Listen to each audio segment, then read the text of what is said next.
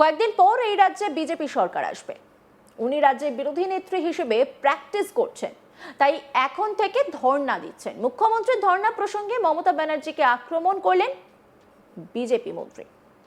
উত্তরবঙ্গে পরিবর্তন যাত্রা যোগ দিতে কলকাতা থেকে বাগডোগরায় বিমানবন্দরে পৌঁছেছেন কেন্দ্রীয় প্রতিমন্ত্রী সুকান্ত মজুমদার। মুখ্যমন্ত্রীর ধর্ণা প্রসঙ্গে তিনি কটাক্ষ করে বলেন, কয়েকদিন ধরে এই রাজ্যে বিজেপি সরকার আসবে, উনি রাজ্যের বিরোধী নেত্রী হিসেবে প্র্যাকটিস করছেন। কি বলছেন সুকান্ত মজুমদার, শুনবো। মুখ্যমন্ত্রী আজ ধর্ণা রয়েছে, কি বলবেন? কোনো অসুবিধা নেই, প্র্যাকটিস করছেন উনি, এরপরে তো বিজেপির মুখ্যমন্ত্রী হবেন, উনি বিরোধী দলনেত্রী হবেন, মাঝে মাঝে ধর্ণা দিতে হবে, এখন থেকে প্র্যাকটিস থাকা ভালো। রাজ্যপালের এই ইস্তফা একেবারে কিভাবে দেখছেন?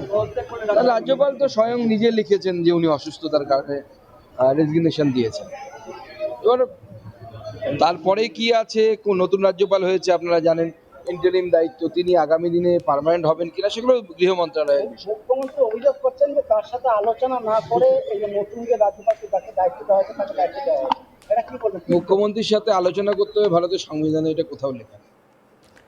অন্যদিকে সুকান্তর এই মন্তব্যকে কেন্দ্র করে শিলিগুড়ির মেয়র গৌতম দেব স্পষ্টত জানান, এটা বিজেপি ঔদ্ধত্য।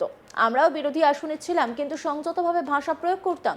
লিখে রাখুন, বিজেপি 50-এর নিচে আসন পাবে। গৌতম দেব তিনি কি বলছেন, শুনবো। আছেন, আরেকটা কথা আছে হচ্ছে গাছের নাম ফলে পড়েছে। তো আরেকটা কথা আছে হচ্ছে এমটি ভেসেল সাউন্ডস মাছ। সুতরাং আমরা কথা কম কাজ বেশিতে বিশ্বাসী।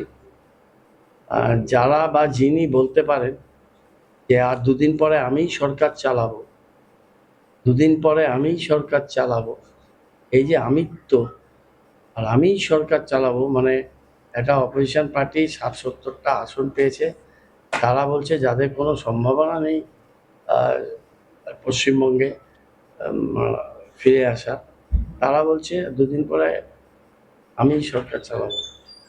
গড ফরবিড যদি সেই ধরনের পরিস্থিতি তৈরি হয়, তাহলে মানুষ কোথায় যাবে? এদের এই অহংকার, ঔদ্ধত্য, এই যে একটা রণংদেহী মনোভাব। আমরা গণতন্ত্রে বিশ্বাসী এবং আমি আমার রাজনৈতিক জীবনে বহুবার মৃত্যুর মুখ থেকে ফিরে এসেছি, বহুবার হসপিটালাইজ হয়েছি, 23-24 বছর অপোজিশনে থেকেছি। তো অপোজিশনে থাকার জ্বালা যন্ত্রণা আমি অনুভব করি। এই জন্য আমি সবসময় বিরোধীদের প্রতি সহনশীলতা দেখাই।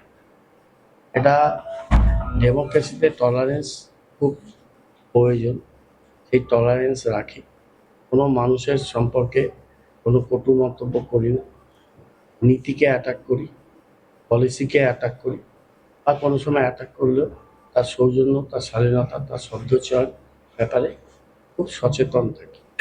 এভাবেই আমাদের জীবন যাচ্ছে। এখানে তো এই ব্যাপার, আর ওখানে সুকান্ত ভট্টাচার্য উনি মানে কানের পাশ দিয়ে ওনার জয় বেরিয়েছে লাস্ট পার্লামেন্ট ইলেকশন।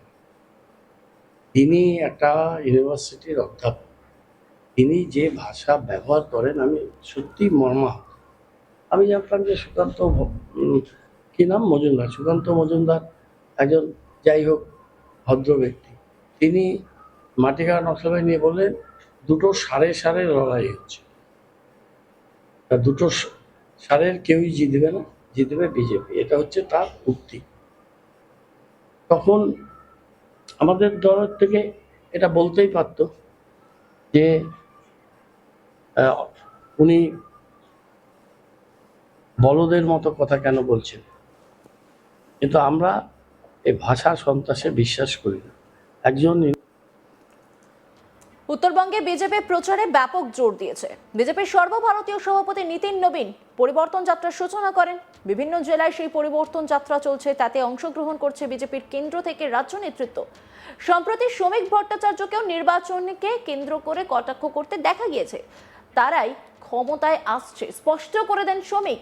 এবার সুকান্তর এমন মন্তব্যকে ঘিরে তৃণমূল কংগ্রেসকে বলতে শোনা গেল, ফাঁকা কলসির আওয়াজ বেশি। এদের যা ভাষার চয়ন, তাতে কোনো প্রকারে বরাত জোরে যদি এরা ক্ষমতায় আসে তাহলে রাজ্যের মানুষের কি হাল হবে তা বোঝা যায়।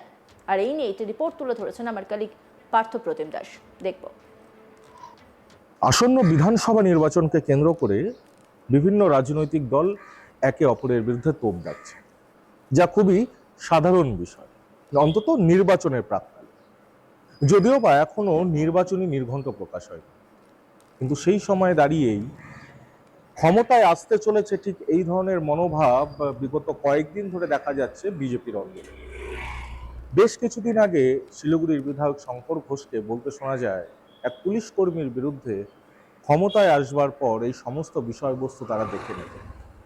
অন্যদিকে শ্রমিক ভট্টাচার্য তারা একেবারে কোনো প্রকার সন্দেহ প্রকাশ না করে জানিয়ে দেন যে এবার রাজ্যে তারাই ক্ষমতায় আসতে চলেছে।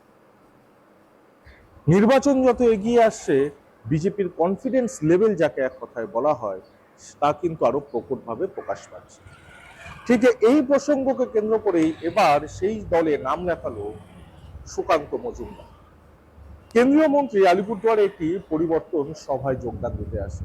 সেই সভায় যোগদানের আগে বাগডোগরা বিমানবন্দরে নেমে সাংবাদিকদের মুখোমুখি হয়ে ঠিক এসআইআর প্রক্রিয়াকে কেন্দ্র করে মুখ্যমন্ত্রীকে নিশানা করে কটাক্ষ করতে দেখা গেল। তিনি একদম স্পষ্টত জানাচ্ছেন যে আসন্ন বিধানসভা নির্বাচনে তৃণমূল বিরোধী আসনে বসতে চলেছে এবং তারই প্র্যাকটিস করছেন মুখ্যমন্ত্রী। যদিও বা এই ধরনের মন্তব্যকে কেন্দ্র করে তৃণমূল একেবারে এক হাত নিল বিজেপি। শিলিগুড়ির মেয়র গৌতম দেব তিনি স্পষ্টত জানিয়ে দেন এবং কোট আনকোট করে তিনি বলেন, লিখে রাখুন বিজেপি 50টির বেশি আসন পাবে না। তার কথায় কোনো কোনো ক্ষেত্রে হয়তো বা বিজেপি 50-এর নিচে সামনের আগামী বিধানসভা নির্বাচনে আসন পাবে।